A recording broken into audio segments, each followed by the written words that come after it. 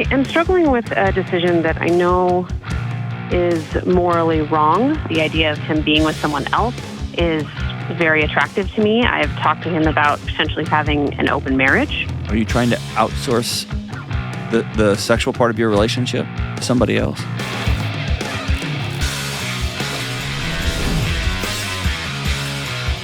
What up? What's going on? This is John with the Dr. John Delony Show, talking to you about your mental and emotional health and your relationships, whatever you got going on in your life. So grateful that you've joined us. You want to be on this show. Here's what I do. I sit with hurting people or people just trying to figure out what's the next right move in my life, in my relationships, in my psychological life, like whatever you got going on, psychological life, that's not even a thing. But I'll sit with you and we'll figure out what's the next right move.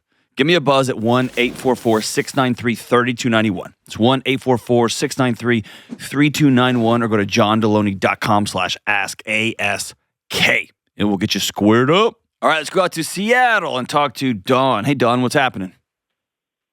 Hey, how's it going? Doing good. How about you? Well, I am doing okay. All right. So what's up? I'm talking to you, so. Some would say not okay, but. Right. What's up? Excuse me. Well, I am struggling with a decision that I know is morally wrong. I am a new Christian. Okay. So I'm finding my path there. And I know that this is morally wrong, but I still want to, I feel like I still want to explore it. Okay. I feel very turned on and very attracted about the idea of my husband being with another woman. Okay. And you participating, you watching, you being there, or just the idea of it happening? A little bit of all of the above. I don't know if I necessarily want to watch, but the idea of him being with someone else is very attractive to me. I've talked to him about potentially having an open marriage. Mm-hmm. But I don't want to bring another man into it. I have zero desire to be with anybody else. The way you just said it's I don't want another man. Men are gross. That was a lot of them are. Hey, trust me. Let's be honest. Yes, you're correct. So dig into this with me, okay? Okay. So jealousy can be a powerful, powerful aphrodisiac.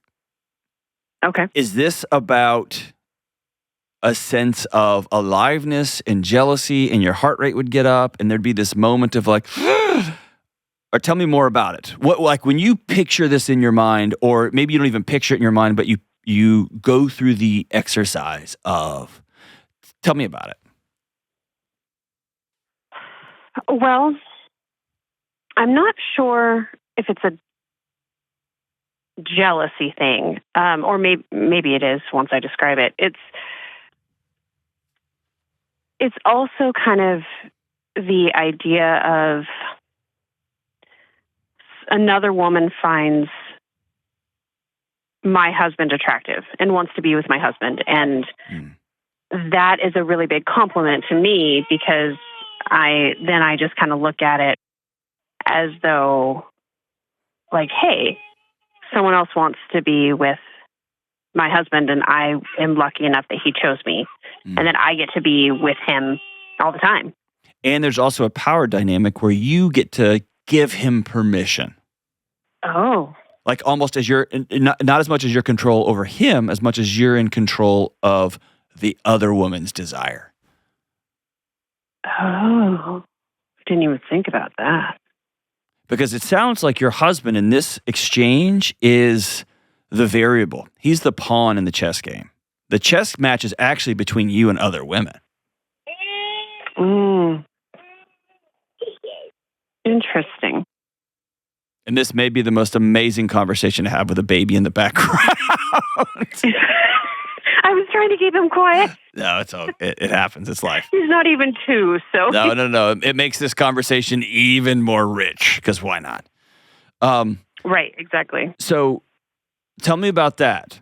Let me ask you this. Where do you feel powerless with other women in your life? Oh, with other women specifically. That's going to be, I feel like a little bit of that is my mom, feeling powerless there, but that's not, I'm not quite sure if that's some of it. Let's see, as far as powerless with other women. Let me ask you this. Let me ask a deeper question. Oh, yeah. Where do you feel powerless in your own sexuality? So that has been, I have felt pretty powerless since kids. Tell me about it. I've got a 3-year-old and almost 2-year-old, and my body, of course, is not the same. Mm-hmm. I had 2 C-sections, so then it's really not the same, because there's certain parts of my body that it'll just never be the way that it was. And then I had a hysterectomy on top of that just this past year, or earlier this year. So my body keeps fluctuating, which then, of course, doesn't make me feel very good about myself, which then, of course, doesn't make me want to be intimate with him. And then I've had a lot of health issues as well, which bring me a lot of pain, which then, of course, makes me not want to be physical. Like vaginismus, like intercourse pain, or pain elsewhere? Mainly pain elsewhere. Okay. It'll hurt my back and my hips, and I've been in pain afterwards. Okay. Yeah. And so then that makes me not want to be intimate, and then I also feel bad that I can't give that part of our marriage to my husband. When back before kids and things like that, we were very physical all the time. So maybe I was wrong. Are you Are you trying to outsource yourself? In what way? What do you mean? Are you trying to outsource the sexual part of your relationship to somebody else? Sometimes. And it's not that I don't want to. Like, I enjoy sex with my husband. I actually enjoy our sex life when it is there. Mm-hmm.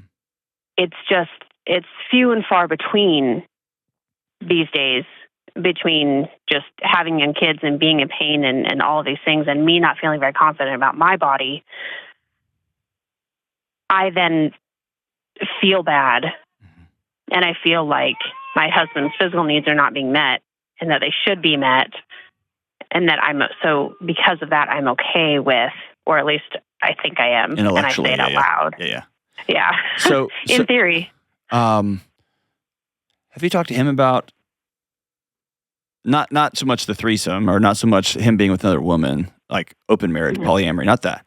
Have you talked about, or not polyamory, that was the wrong word, is consensual non-monogamy, right? Have you talked with him about what you just told me? I have, yes. I don't feel beautiful. I don't feel like I am the person that you deserve. I like being with you, and I can imagine how it would be kind of erotic to be the puppet master for somebody else being with you. That sounds kind of like I'd be in control, and it would be cool because I feel out of control because I want to be with you. My body is not participating right now. I haven't said it exactly like that. And if I say it exactly like that, it'll be perfect because, you know what you're talking about. So, but does that ring true? Does that, I don't want to put words in your mouth, but does that ring true? No, that you hit the nail on the head. Okay. So what does he say? What does he say?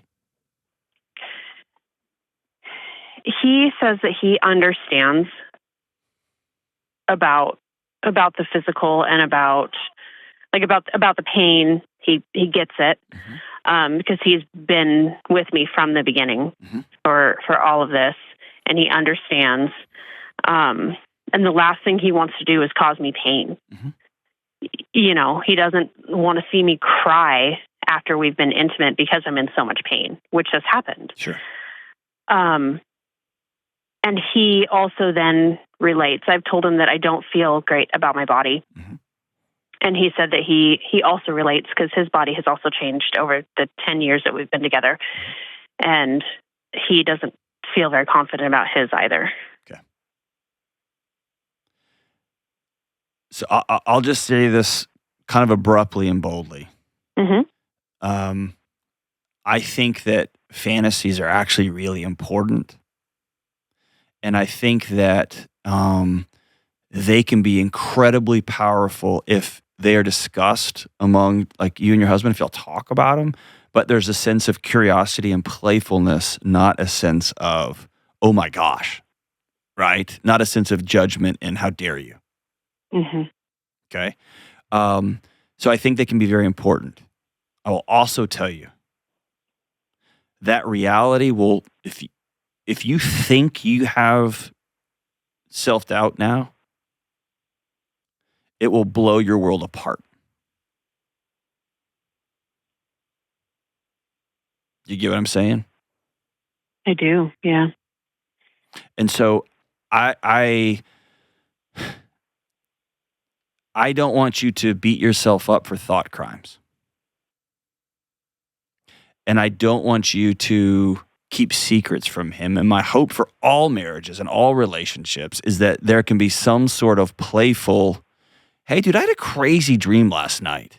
No, not with my old college roommate. Like, where is that, right? Like, my hope is that people can have that conversation because it's not real. It didn't happen. Right? Right. But the second order, I think in our current ethos, in our current world, if you have a feeling or if you have a fantasy, if you have an idea that pops into your head as a resolution for a real life challenge, or even forget the challenge, I just want to. I want to feel powerful. I want to experience whatever, puppet mastering, right? That it's somehow wrong to not do it. And I guess I've just sat in the ash of, I thought this was a good idea. So much with so many different people, man. Mm-hmm. And so what you just told me was way, way more powerful than the idea of I want to open up my marriage, or I'm kind of turned on by the idea of having the kind of husband that would be so desirable that other women would be with him and I get to be the gatekeeper. Like, that fantasy is not uncommon, by the way. And it's not, what do I say? It doesn't make you crazy or weird. But I'm way more compelled by the story underneath it. That you've lost your identity that you had as a woman because now your body is a factory. It's a machine to keep two kids alive. And you've lost your, what you believe is eros and womanhood, and you've lost connection, and you don't look like you used to. Your husband admits to you, I'm kind of ashamed of how I look now. That, to me, is, my goodness. I wish you could see from where I'm sitting how rich that soil is for y'all two to build a new marriage from. Because the marriage as you had it is over. It's gone. Mm-hmm. It was awesome. And now the choice is, do we want to blow it up or do we want to create a different kind of awesome? We get to pick that. And so my natural next question is, have you gone to a physical therapist and said, hey, I want to have lots and lots of reckless, wild sex, and every time in this position, my legs hurt, my back hurts, I want to go down a rabbit hole and figure this out.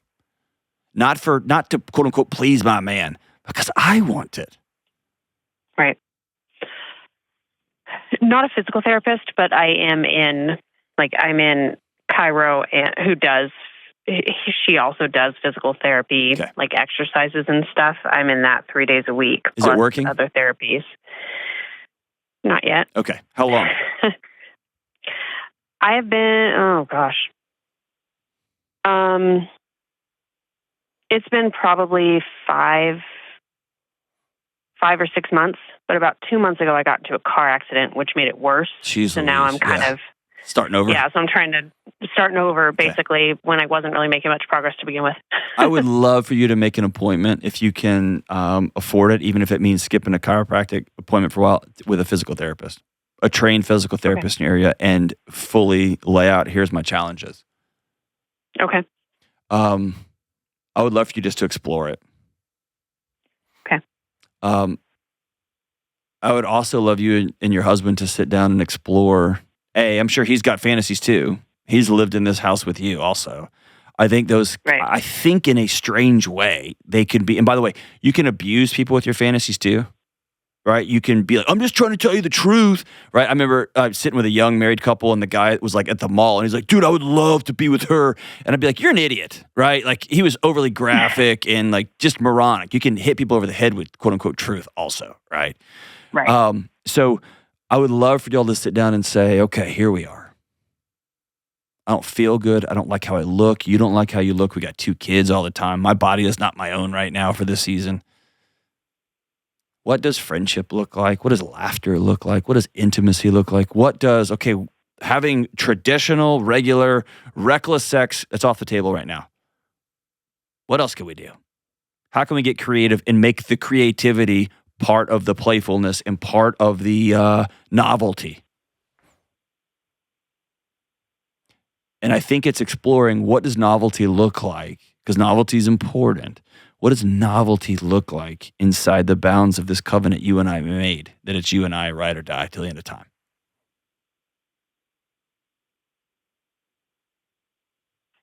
Do you get what I'm saying? I do. I'm just taking it all in. Yeah, because it used to be a thing. I mean, my husband and I used to tease each other all the time and like kind of provoke each other throughout the day for that buildup. Yes. It's that sense of aliveness. How do I get my heart rate up? Yeah.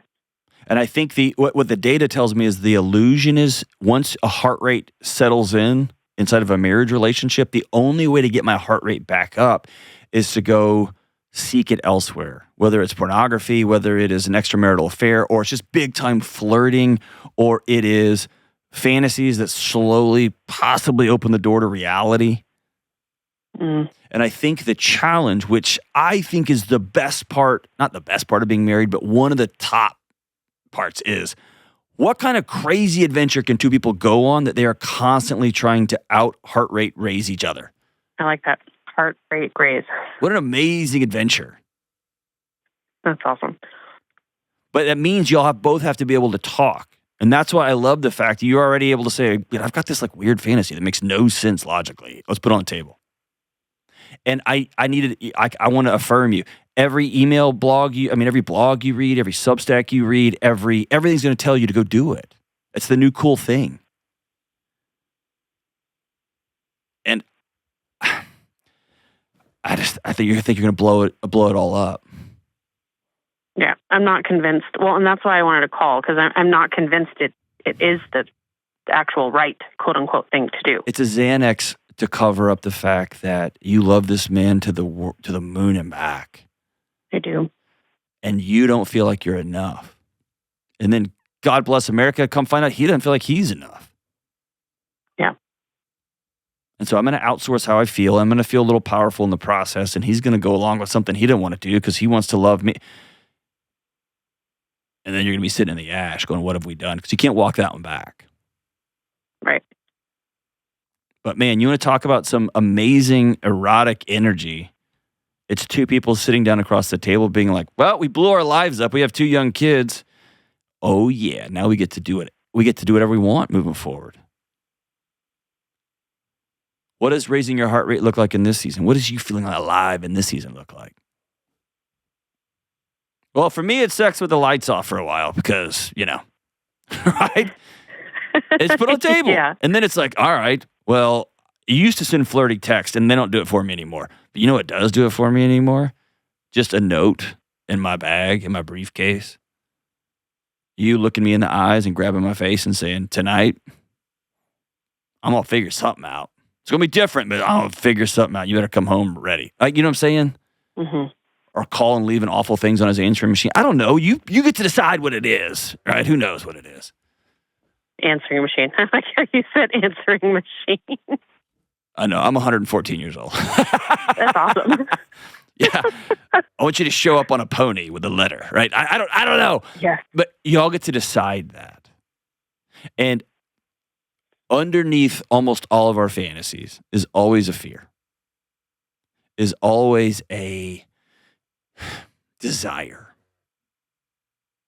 And where I see marriage, the reason I have so much faith in marriage is that when you have two people locked into the curiosity over judgment, not just cramming each other's desire underwater or burying it in concrete or shaming somebody, but saying, that sounds nuts. Tell me more.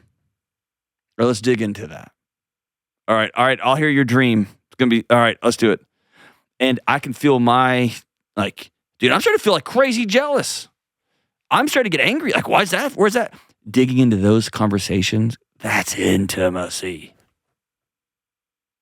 And everybody listening to this, talking about fantasies is not something you just wing at somebody. Talking about dude, I had a crazy dream that did not include you and it was uncomfortable and weird and I didn't like it. Or I kind of was got my heart rate all up weird. Oh my gosh, tell me about that. There's a way to not weaponize that and to not be graphic and to not be overly abusive with it.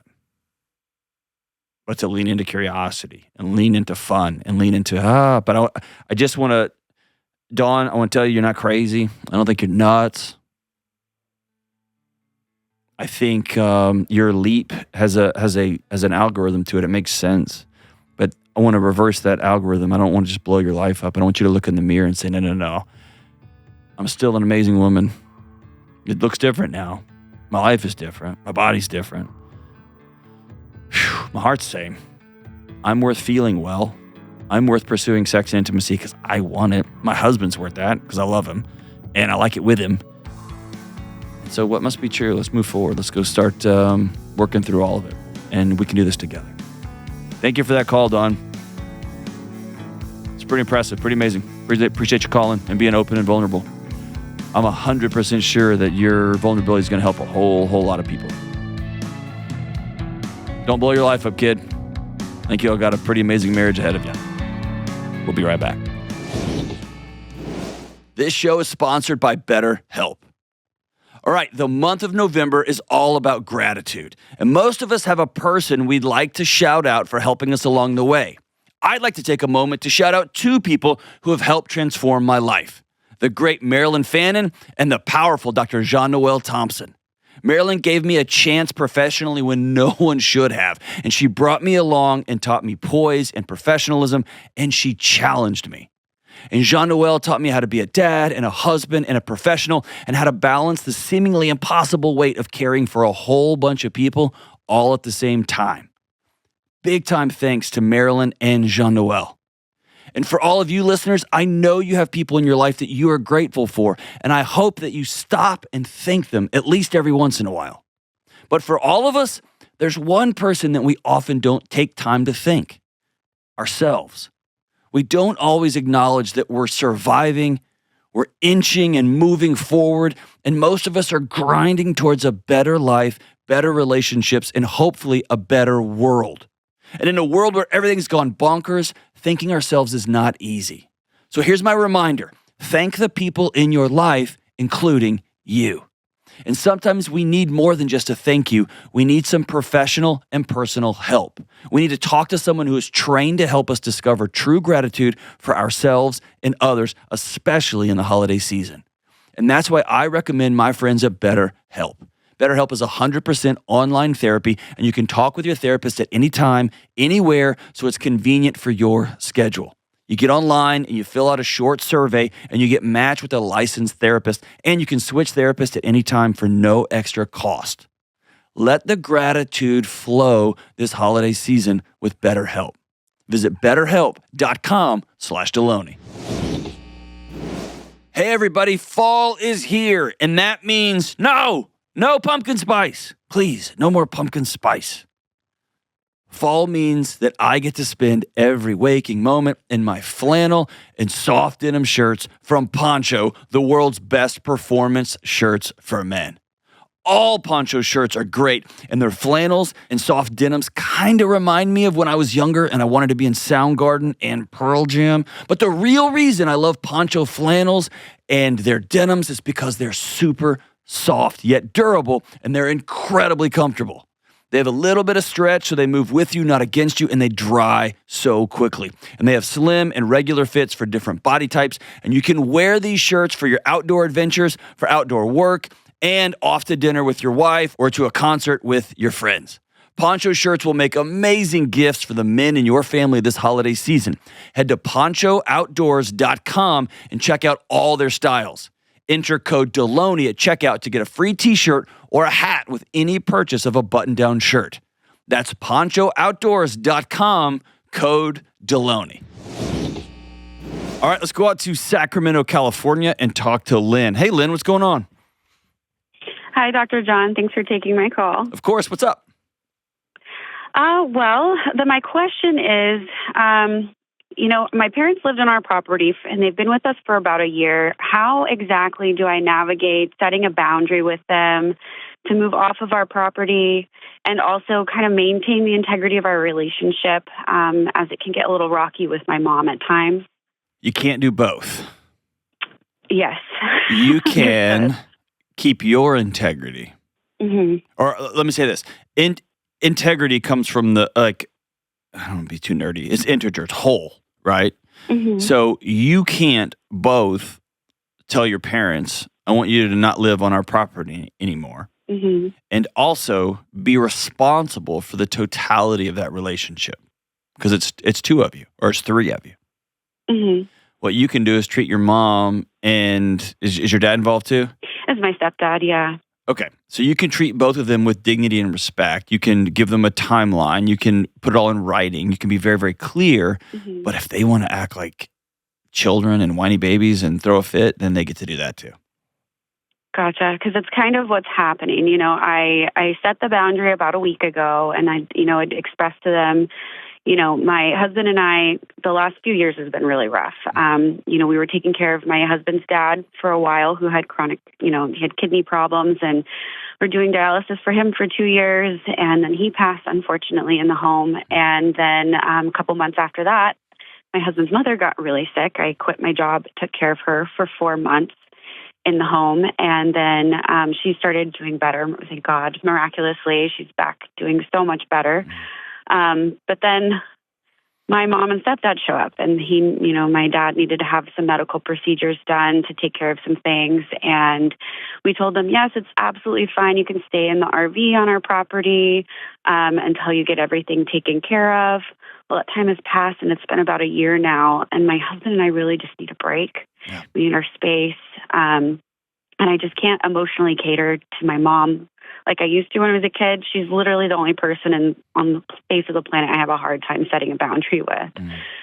So yeah, makes it difficult. When you, for some reason, and I don't know why, the way you're using the phrase, I need to set a boundary, mm-hmm. That almost like, I don't know. I don't know that that's the right word here. I don't know why it's kind of stuck. It just keeps looping on me. Mm-hmm. Let's get a little more businessy. Okay. Your parents need to move off your property. Yes. And it doesn't need to be this, I got to set a boundary and this big like modern psychological intervention. Like I need my mom and dad to move off my property. Mm-hmm. They've stayed for a year, and I need to ask them what their plan is. So when you talked to them a week ago, what'd they say? Well, I expressed why, and they said that they understood, and the conversation seemed like it went really well. Mm-hmm. I think the hardest thing I'm struggling with is my mom's reaction, because she can be extremely childish. Mm-hmm. And she decided to take a picture of my stepdad while I guess he was in bed, upset about me asking them to leave. And she sent me a picture, and then she said, "You broke his heart." Like a few hours after we'd had the conversation, which I had thought had gone really well and was very understood. Sure. Okay, so let's go to right that moment. You get that text from your mom.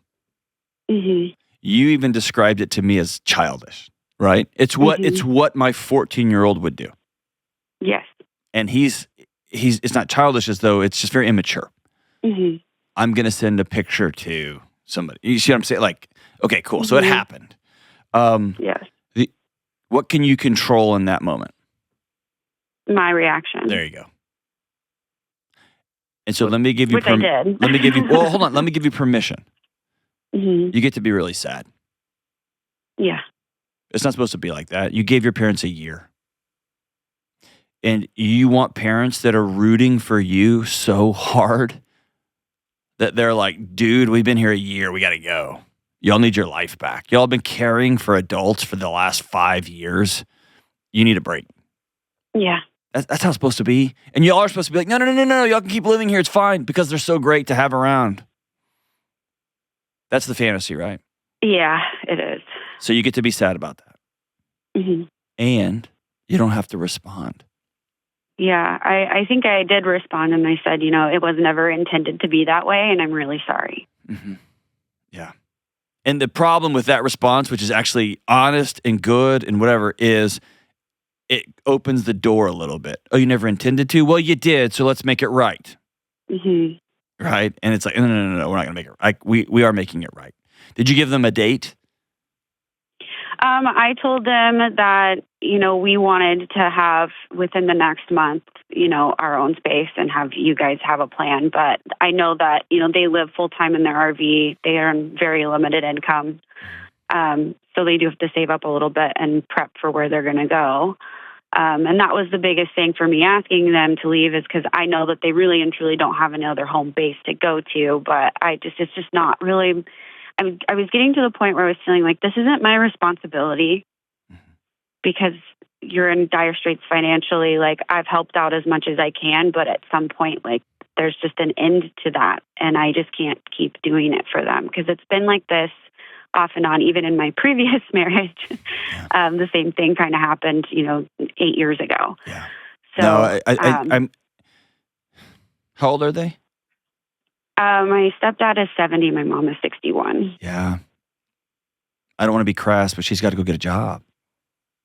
Yeah, and that's the thing. I've offered that, and she has got a lot of and this is the thing that she likes to throw on my head to make me feel sorry for her. And I hate saying it like that, but it's where it comes from. It comes off from her is that she's had a really traumatic life and gone through a lot of things, and so she just states I have social anxiety. I'm absolutely incapable of.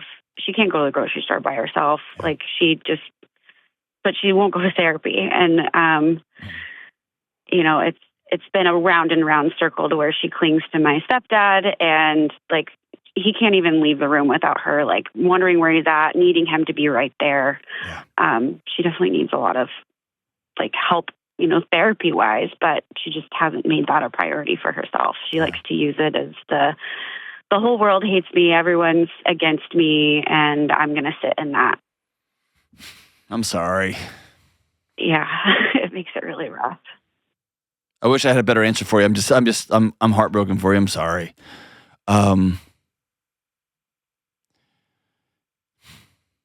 Yeah, I think the path forward is if you and your husband have decided it's time for y'all to go. Then what I would tell you is clear as kind. Here's the date. Here's our expectation. And then I think it's worth you and your husband exploring what are we actually going to do. Are we going to evict them? Are we going to have their trailer towed off our property to a nearby place? What is the or what here? Because if there is no or what, if we're not going to actually do that, we're not going to actually kick them off. Then I'd go ahead and exhale and make peace. They may never leave.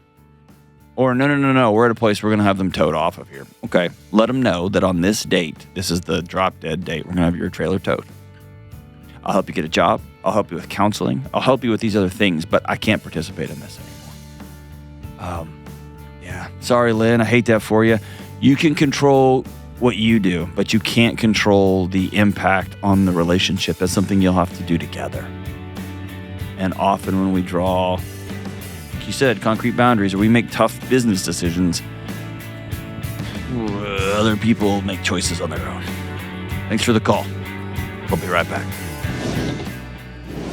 November can be bananas, BANANAS.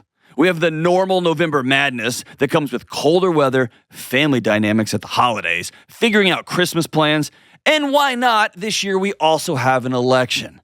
So we all need an extra helping of peace. And one of the easiest ways to get that peace is with the help of Hallow, the #1 prayer and meditation app in the world.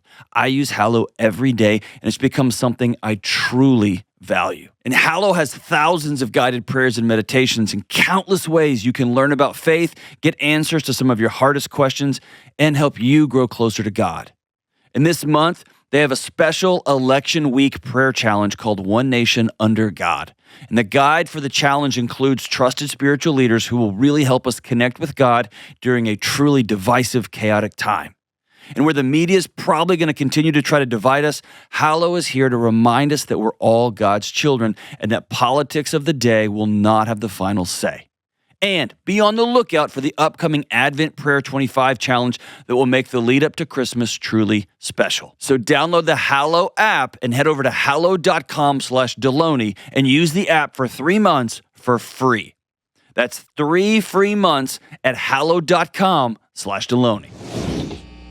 All right, let's go out to Minnesota and talk to Jose. Hey, Jose, what's up, man? Hey, John. Thanks for having me on. You got it, brother. What's up? So I was calling because the question I have is, how can I support my wife and help her find rest between being a full-time nurse and then raising kids? Are you a full-time nurse or she's a full-time nurse? She is. Oh, okay. What do you do, man? I work for a fintech company. I work from home. Okay. So What's the question beneath this question?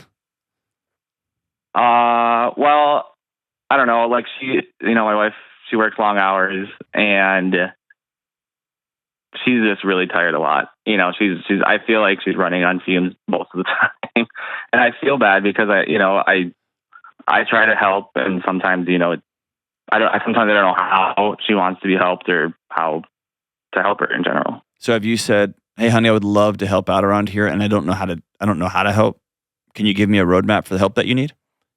Not like that, no. All right, what about your marriage makes that question scary? Because that seems like the most logical. That's actually like a fintech question. Like, what's the next test to run?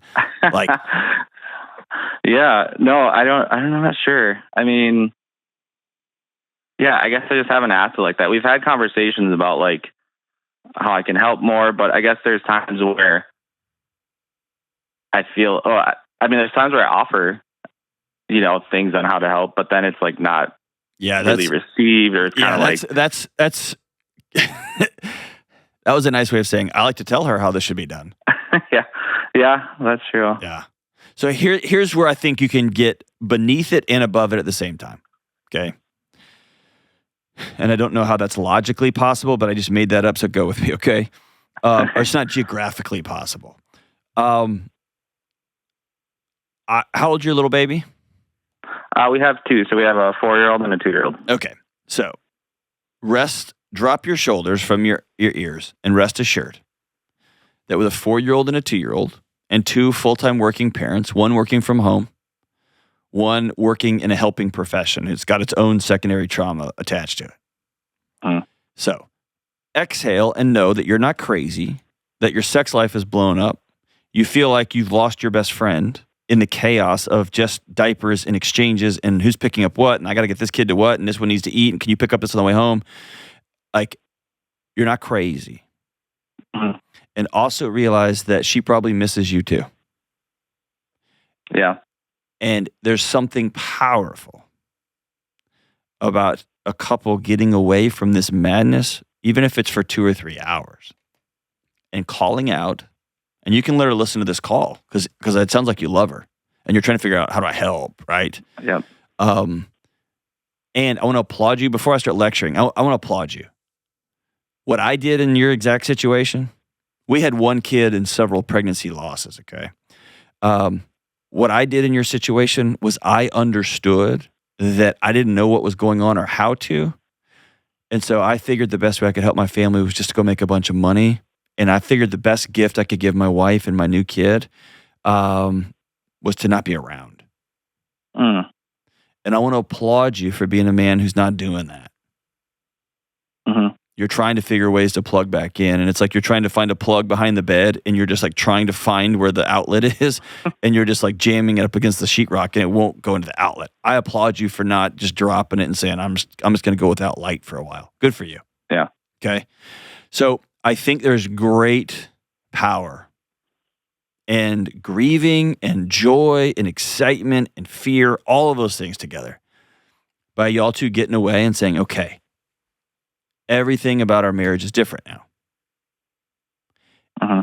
We don't have the same marriage we did. Now we have 2 kids. Now we have to put sex on the calendar. Now we have to put exercise on the calendar. Now we have to have be more intentional about budgeting money. Uh-huh. Now we have to be more intentional about not taking the next promotion without talking about it with each other, or just taking overtime without talking about it with each other, because every move we have affects 3 people, not just 1. Yep. And here's the beautiful thing. Y'all get to pick what coming next looks like. And I think it's in this context where you sit down and you say, I knew how to love you. We dated for a while. We were married for a while. I knew how to love you. And I want you to help me with the new roadmap to helping you feel loved. How can I best love you and these 2 kids in this wild new season? And by the way, as soon as you slowly get the handle of this, it's going to change. Then one of your kids is going to start elementary school, and then the other kid's going to just start smearing cha-cha on the walls just because why not, right? It's going to continue to change and continue to change and continue to change. And that, to me, has become my favorite part of my marriage, is the back to the drawing board. All right, we get to build the next one. All right, we get to build a new one. And it's exhausting sometimes, and I don't love it all the time because I like consistency, but man, I've just come to love, all right, we've never been married with a high school kid. Yeah. What does that look like? What do you want it to look like? What do you want it to feel like? And then reverse engineering it, which is your specialty, and making it happen. That's amazing, right? Mm-hmm. But you have to be vulnerable and say, I don't know how. I prided myself. That's true. I don't know how. Well, and that can be scary for her. And also, man, what a gift to have a husband that says, I want to be all in, and I don't know how to do this next phase. Will you give me a roadmap back to your heart? Yeah. And by the way, here's mine. I miss my wife. Yeah, it's good. Is that fair? No, I think it is for sure. Okay. Yeah, absolutely. I think it's been, we seem always so busy, and we don't really get a ton of time together to have those type of conversations. And so, everything happens so fast. Yes. We weren't expecting our first daughter. It wasn't planned or anything. So, part of you misses having, that time with your significant other that you didn't really have. Jose. And so I think it's been a struggle to get used to. All of me misses that. Yeah. No, it's so it's hard to get, it's a process to get, all in on the new season. Yes. But that's why I say you got to spend some time in grief. I want y'all both to hold hands and look across the table and be like, remember we just had sex all over the place? Whatever. Remember we didn't have any money, but we felt like we had $1 million. Mm-hmm. Remember we could just watch The Office until we fell asleep? Remember that? And now we have to I totally, it's okay to miss those days with all your guts. It's okay. You don't have to hedge it. It doesn't mean you don't love your kids and you don't love the new world y'all are going to create together.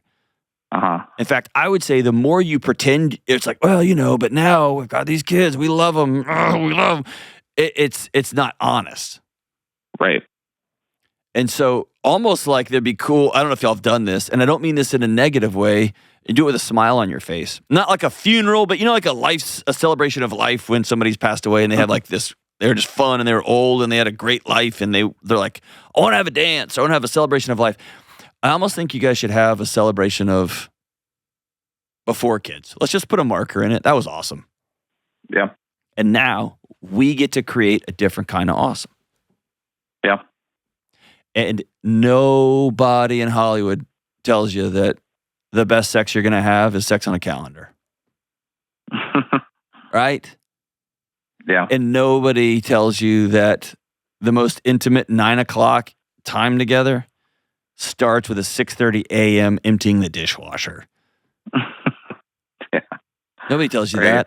Nobody tells you that a peel the wallpapers off Friday night, starts with a previous Sunday night. Hey, you want to go through the budget and the calendar for this week?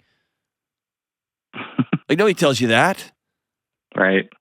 Nobody tells you how caught off guard erotic it is to watch your husband throw the diapers away and take the trash out. You know what I mean? Nobody tells you that stuff. And so it's a matter of sitting down and saying, what does intimacy look like to us now?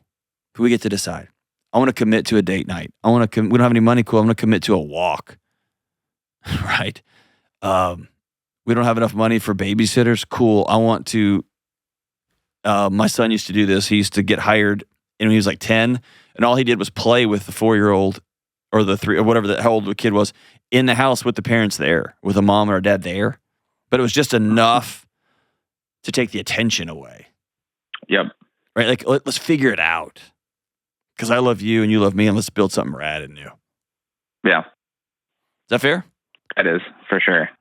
Dude, I'm proud of you, brother. And if nothing else, I think a question I used to always ask, I still do, ask every boss of mine, is, how do you want me to give you bad news or hard to hear news? Ask every one of my supervisors that. How do you want me to tell you that? And the most thoughtful supervisors I've ever had have gone, well, and they, like top of their head, say, shoot me a text and let me know that we need to talk. I'd rather you do it in person. I don't like to be surprised. I don't like to do this. Always come to me with a solution when you're coming to me with a problem. Like, whatever their thing is, I work for them, and so I want to bring that to it. I think it's important here to say, hey, and this is new, because this isn't like Jose, I was nervous to ask you how I can help. I didn't know how to ask you how I could love you best in this season with 2 kids. It's chaos, and you're working full-time and all that. How do you want me to ask in the future when I'm unsure?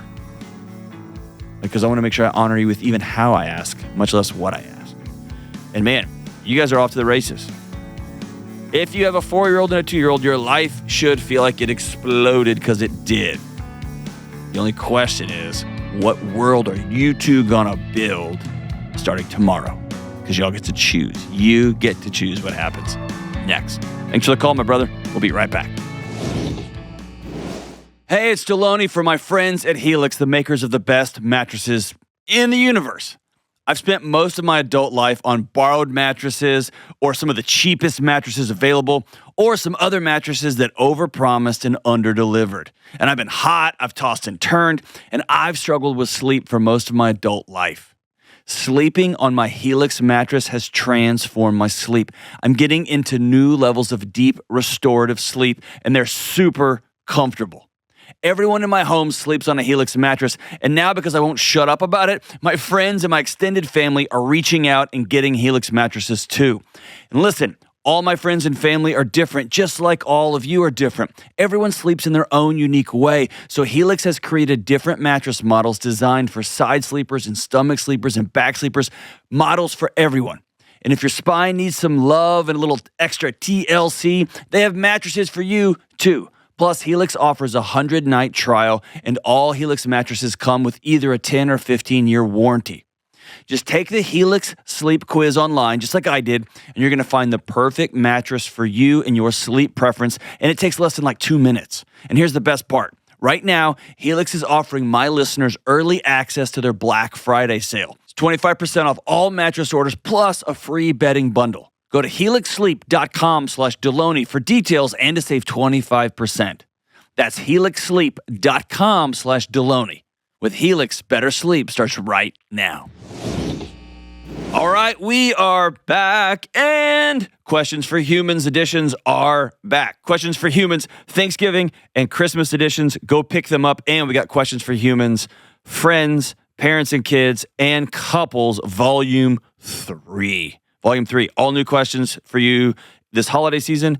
And we have a new Questions for Humans deck coming out in just a few weeks. So actually, by the time you get this, they'll already know about Questions for Humans Intimacy deck. Oh, yeah. Oh, yeah. And listen, also, Y'all know I work for Ramsey Solutions. We're giving away $500 in weekly prizes over this new season with a grand prize of $5,000. Just giving away cash for the holidays, because why not? Because we love you.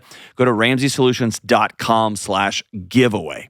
RamseySolutions.com/giveaway. There's going to be a whole bunch of other holiday deals at RamseySolutions.com at the store. Check out all the questions for humans. All new friends, parents, couples decks, the intimacy deck, Thanksgiving, Christmas, New Year's. Go check them out. RamseySolutions.com/giveaway or RamseySolutions.com/store. Thank y'all so much for being with us today. We love you. Stay in school. Don't do drugs. Make some plans for the holidays and live into them. And be nice during the election season. God help us all. Love you. Bye.